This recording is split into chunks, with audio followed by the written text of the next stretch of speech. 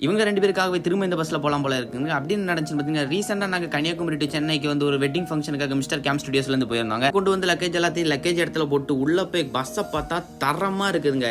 நீங்கள் double seat book பண்ணிங்கன்னா 3 பேர் இருந்து போகலாங்க. அவ்வளோத்துக்கு உங்களுக்கு ஸ்பேஸ் இருக்குதுங்க. டிக்கெட்டை புக் பண்ணிட்டு நாங்கள் என்ன பண்ணிட்டோம், டிரைவர் கேபினில் வந்து பைலட் வியூவை ரசிக்க ஆரம்பிச்சிட்டோம். அண்ணன் ஓட்ட கடிக்கும் போது நான்லாம் ஒரே குதுகலாங்க.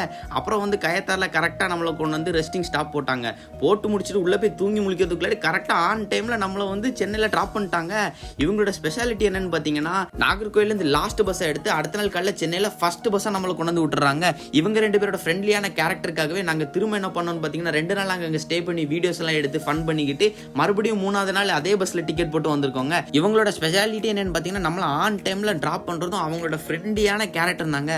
அப்புறம் வெட்டிங் முடிச்ச டயர்டு, அப்புறம் நாங்கள் 2 நாள் ஆட்டம் போட்ட டயர்டில் அவங்களோட கம்ஃபர்டான சீட்டில் படுத்ததுமே தூக்கம் வந்துச்சு. கண்ணை மூட்டு கண்ணை திறக்கிறதுக்கு அடுத்த நாள் காலையில் கொண்டு வந்து நம்மளை கரெக்டாக நாகர்கோயிலில் ட்ராப் பண்ணிட்டாங்க. நாகர்கோயில் டு சென்னை, சென்னை டு நாகர்கோயில் வரீங்கன்னா இந்த பஸ்ஸை ட்ரை பண்ணி பாருங்க. By guys.